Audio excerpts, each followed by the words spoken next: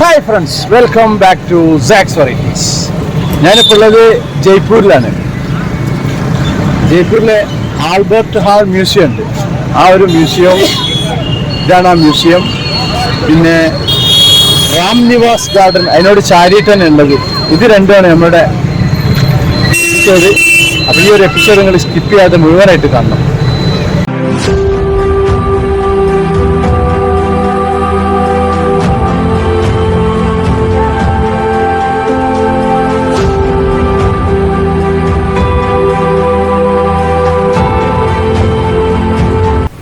ജയ്പൂരിൽ ബസ്സിൻ്റെ ഏറ്റവും ഫ്രണ്ടിൽ ഓപ്പണായ ഭാഗത്താണ് ഞാൻ ഇപ്പം നിൽക്കുന്നത്.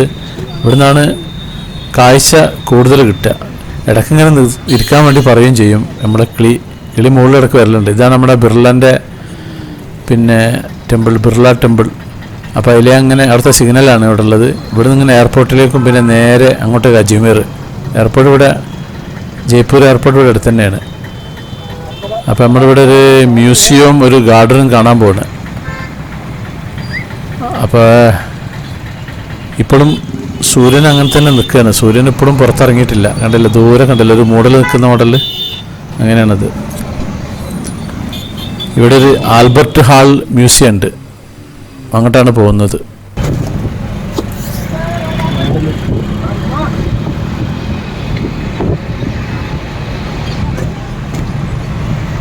സമയം 10:21. ഇപ്പോഴും ഒരു മൂടലാണ്. ഇപ്പോൾ ഒരു തണുപ്പ് കാലാവസ്ഥയാണ്. ഇവിടെ നല്ല സൂപ്പർ കാലാവസ്ഥയാണ്.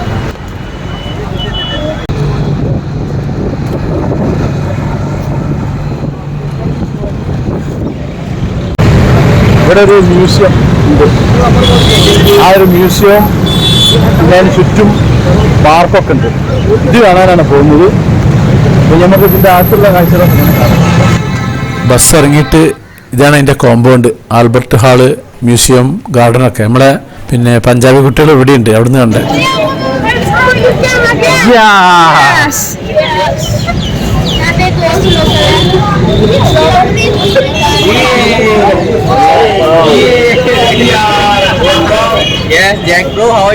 ബിർള മന്ദിറിൽ കണ്ട കുട്ടികൾ തന്നെയാണ്. ഇതാണ് സെൻട്രൽ മ്യൂസിയം ആൽബർട്ട് ഹാൾ ജയ്പൂരിൻ്റെ ടിക്കറ്റ്. 52 രൂപയാണ് ഒരാൾക്ക് ചാർജ് ഉള്ളത്.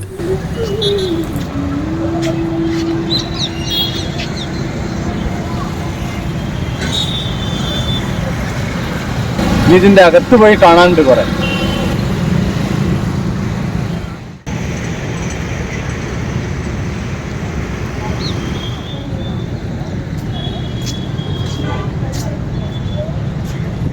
ഇതാണ് ഇതിൻ്റെ സ്റ്റെപ്പ്.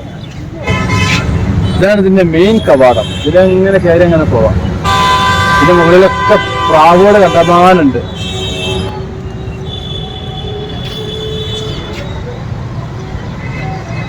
ഇപ്പം ഞാൻ ഇതിൻ്റെ അകത്തേക്ക് കയറാണ്. ഇവിടെ ഒരു സെക്യൂരിറ്റി ഉണ്ട്. ഇവിടെ ഒരു ദൂരദർശൻ്റെ ഒരു പെണ്ണുങ്ങളുണ്ട്. അവിടെ എന്തൊക്കെ ചെയ്യുന്നുണ്ട്.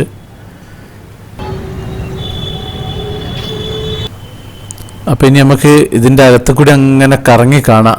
ഞാൻ അധികം വർത്തമാനം പറയില്ല. ഇപ്പോൾ പൊതുവെ എനിക്ക് മ്യൂസിയം വലിയ താല്പര്യമില്ലാത്തതാണ്. ഞാൻ മുമ്പ് ഇവിടെ വന്നിട്ടുണ്ട്.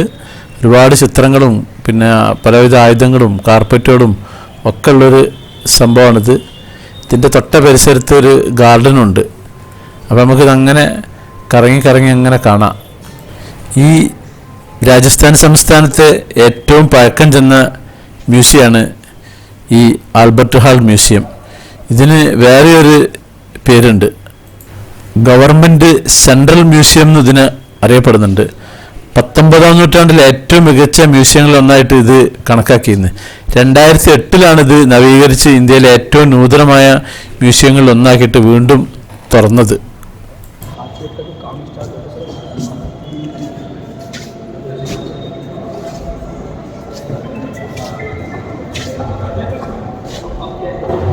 ഇത് കംപ്ലീറ്റ് കാർപ്പറ്റുകൾ ഉള്ളൊരു ഭാഗമാണ്.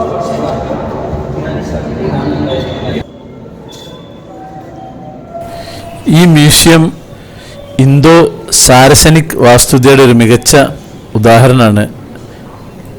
രജപുത്രരായിരുന്നല്ലോ ഇവിടെ. രജപുത്രരുടെ സ്വാധീനങ്ങളുടെ സാമുവൽ സിൻഡൻ ജേക്കബാണ് ഈ മ്യൂസിയ കെട്ടിടം രൂപകൽപ്പന ചെയ്തത്.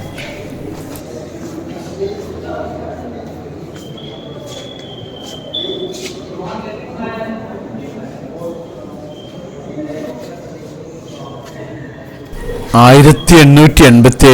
അപ്പോൾ ഏകദേശം ഒരു 136 വർഷം മുമ്പാണ് ഇത് ഉണ്ടാക്കിയിട്ടുള്ളത്, ഈ മ്യൂസിയം. ഞാൻ നേരത്തെ പറഞ്ഞ ആ സാമുവൽ സിൻഡൻ ജേക്കബ് ഉണ്ടല്ലോ, അദ്ദേഹം ഇവിടുത്തെ മിർ തുജുമുൽ ഹുസൈൻ്റെ സഹായത്തോടെയാണ് ഇത് രൂപകൽപ്പന ചെയ്തത്. 1887 പൊതു മ്യൂസിയമായിട്ട് തുറന്നിരുന്നു. ഈ കെട്ടിടം ടൗൺ ഹാൾ ആക്കണമെന്നായിരുന്നു അന്നത്തെ മഹാരാജ രാംസിംഗ് ആദ്യം ആഗ്രഹിച്ചിരുന്നത്.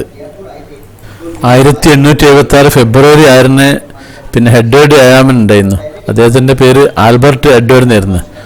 അങ്ങനെയാണ് ആൽബർട്ട് പിന്നെ മ്യൂസിയത്തിന് പേര് വന്നത്.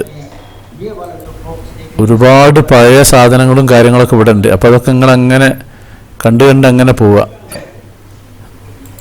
ഒരുപാട് കരകൗശല വസ്തുക്കളുടെ ഒരു ശേഖരം തന്നെ ഈ മ്യൂസിയത്തിനുള്ളിലുണ്ട്. പിന്നെ പല ചിത്രങ്ങൾ, കാർപ്പറ്റ് പീസുകൾ, അങ്ങനെ ഒരുപാട് ഐറ്റംസ് ഉണ്ട്. അപ്പോൾ അതൊക്കെ ഇങ്ങനെ നമുക്ക് ഇങ്ങനെ കറങ്ങി കാണും. ഇതൊക്കെ ഉണ്ടല്ലേ ഓരോ പാത്രങ്ങളാണ് ഇതൊക്കെ. പ്രത്യേകിച്ചും ഇവിടെ ജയ്പൂരിൽ ഭയങ്കര കൊത്തുപണി കാര്യങ്ങളൊക്കെ ഉള്ളതാണ്. ഈ മ്യൂസിയത്തിൽ പെയിൻറ്റിങ്ങുകൾ, ആഭരണങ്ങൾ, പരവതാനികൾ, ആനക്കൊമ്പ്, കല്ല്, ലോഹ ശില്പങ്ങൾ, ക്രിസ്റ്റൽ വർക്കുകൾ, ഇങ്ങനെ ഒരുപാട് പുരാവസ്തുക്കളുടെ സമൃദ്ധ ശേഖരം തന്നെ ഈ മ്യൂസിയത്തിലുണ്ട്.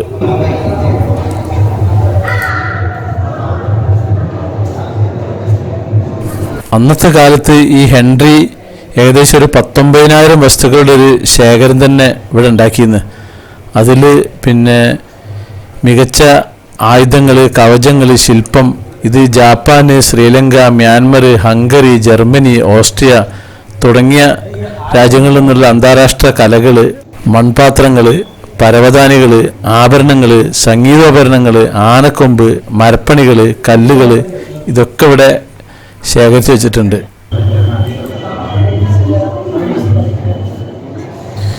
ഈജിപ്ഷ്യൻ ശേഖരത്തിൽ നിന്ന് നിരവധി വസ്തുക്കൾ ഇവിടെ ഉണ്ട്. ഈജിപ്ഷ്യൻ മമ്മിയാണ് ഈ മ്യൂസിയത്തിലെ പ്രധാന ആകർഷണം. അതിപ്പോൾ എവിടെയാണെന്ന് കണ്ടിട്ടില്ല, പോയി നോക്കട്ടെ.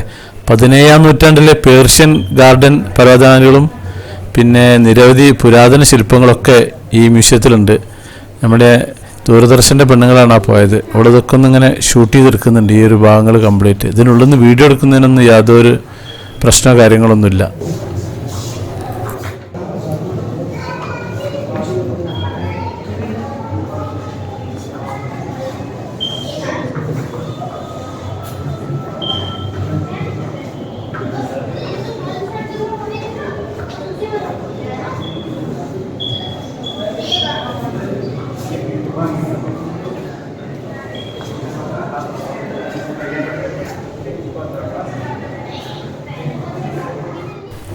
ഇവിടെയാണ് ആയുധങ്ങളുടെ ഒരു ശേഖരം, വാളും പിന്നെ പരിചയം, അങ്ങനെ പല സാധനങ്ങൾ കംപ്ലീറ്റ് റെഡ് കളറിലാണ് ഇത് വെച്ചിട്ടുള്ളത്. ഈ ഒരു ഭാഗം കംപ്ലീറ്റ് ആയുധങ്ങളുടെ ഒരു ശേഖരം തന്നെയാണുള്ളത്.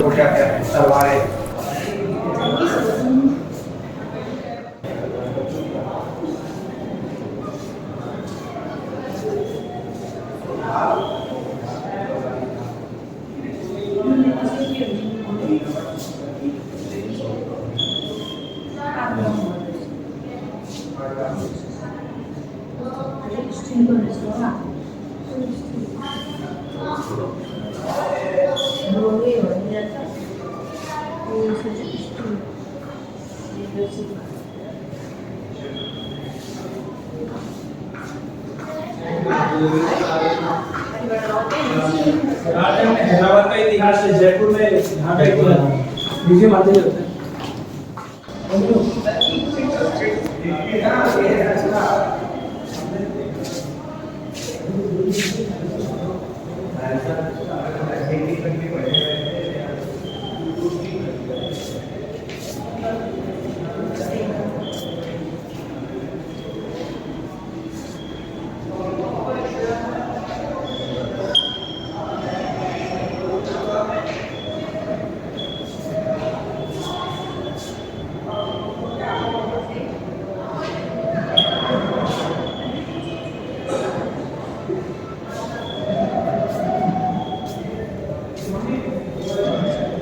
ऊपर है, ऊपर ऊपर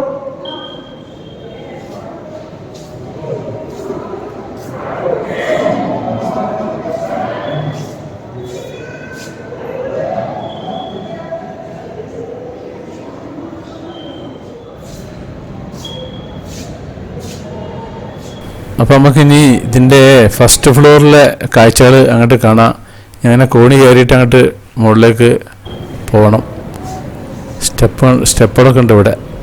കണ്ടമാനുണ്ട്. ഏതായാലും ഇതിൻ്റെ ഉള്ളിൽ ഇൻഡസ്ട്രിയൽ ആർട്ട് മ്യൂസിയം മെറ്റൽ റൂമാണ് ഈ കാണുന്നത്. അപ്പോൾ അങ്ങനെ മുകളിലേക്ക് കയറുകയാണ്.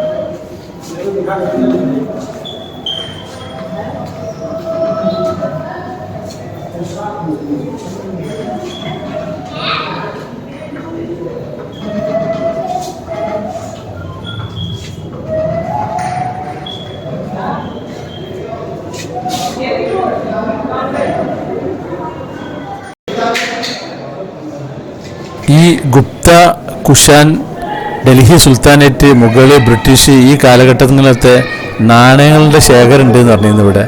അപ്പോൾ ആ ഒരു ഭാഗമാണ് തോന്നുന്നുണ്ട് ഈ ഒരു ഭാഗം.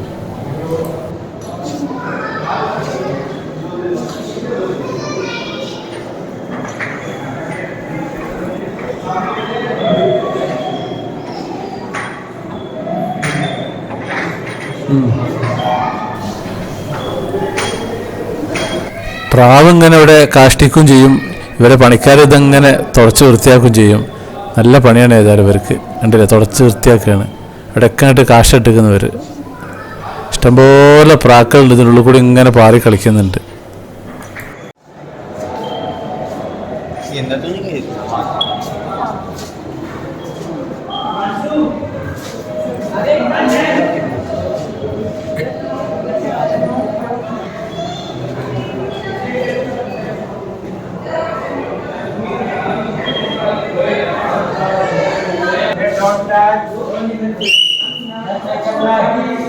Gold artificial.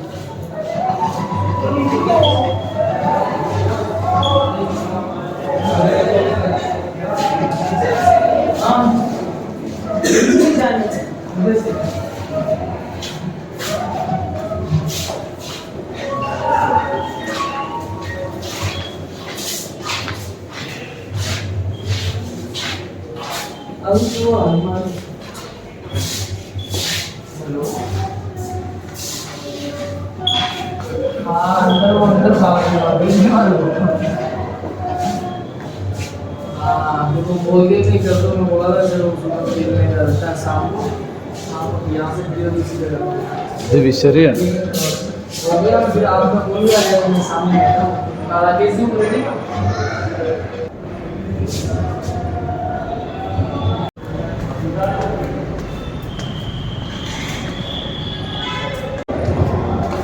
അപ്പോൾ ഇതിൻ്റെ ഉള്ളിലെ കാഴ്ചയൊക്കെ കഴിഞ്ഞിരിക്കുന്നു. ഇനി ഇതിലേ അങ്ങോട്ട് പുറത്തേക്ക് കടക്കാനുള്ള വഴിയാണ്.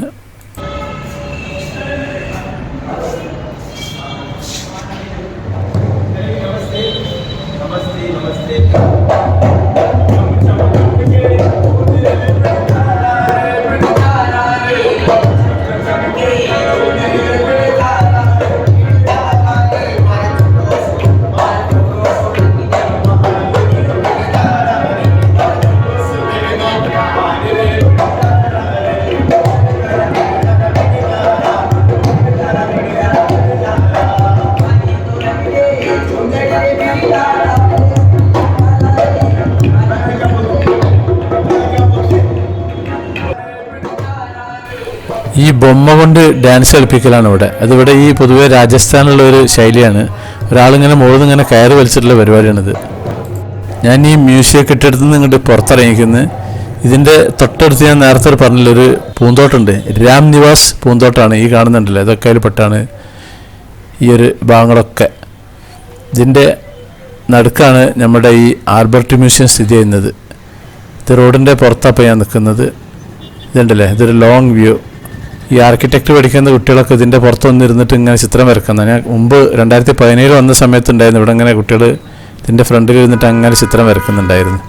അപ്പോൾ നമുക്കിതങ്ങനെ ഇനി ചുറ്റുപാടൊന്ന് കറങ്ങി കാണാം ഇതിൻ്റെ 4 ഭാഗവും.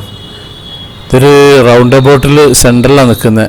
കുട്ടികളൊക്കെ സെൽഫി വീഡിയോ ഒക്കെ എടുത്താണ് കളിക്കുന്നുണ്ട് ഇവിടെ. അങ്ങനെ ഉണ്ടല്ലേ, ഇതൊക്കെ റൗണ്ടാണ്. ഈ ചുറ്റും റോഡാണ് ഇതിൻ്റെ എല്ലാ ഭാഗത്തും. ചുറ്റും എന്ന് പറഞ്ഞാൽ ചുറ്റും റോഡായിട്ട് നിൽക്കുന്നൊരു ഭാഗത്താണ്. അതിൻ്റെ സെൻറ്ററിലാണ് ഈ ഒരു പിന്നെ മ്യൂസിയം സ്ഥിതി ചെയ്യുന്നത്. ആ മ്യൂസിയത്തിൻ്റെ ചുറ്റുമാണ് നമ്മുടെ ഈ രാം നിവാസ് പൂന്തോട്ടം നിൽക്കുന്നത്. ഉണ്ടല്ലേ, പുല്ലൊക്കെ വെച്ച് നല്ല ഉഷാറാക്കി പിടിപ്പിച്ചിരിക്കുന്നു. ഇവിടെയൊക്കെ നല്ല സൂപ്പർ കെട്ടിടമാണ്.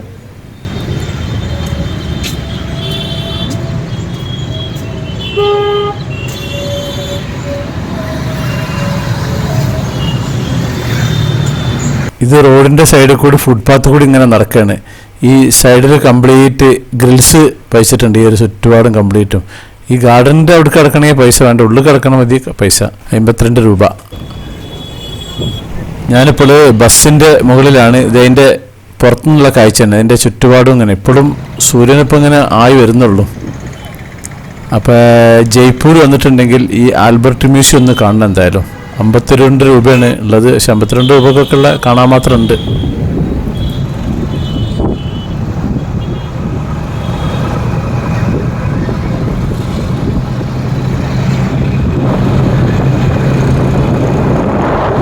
അപ്പോൾ നമ്മുടെ സാക്സ് വെറൈറ്റീസ് ചാനൽ നിങ്ങൾ ആദ്യമായിട്ട് കാണുന്നവരാണെങ്കിൽ അത് സബ്സ്ക്രൈബ് ചെയ്യാൻ മറക്കരുത്. പിന്നെ അതുപോലെ ലൈക്ക് ചെയ്യാൻ മറക്കരുത്, കമൻറ്റ് ചെയ്യാൻ മറക്കരുത്, ഷെയർ ചെയ്യാനും മറക്കരുത്. എന്നാൽ താങ്ക് യു.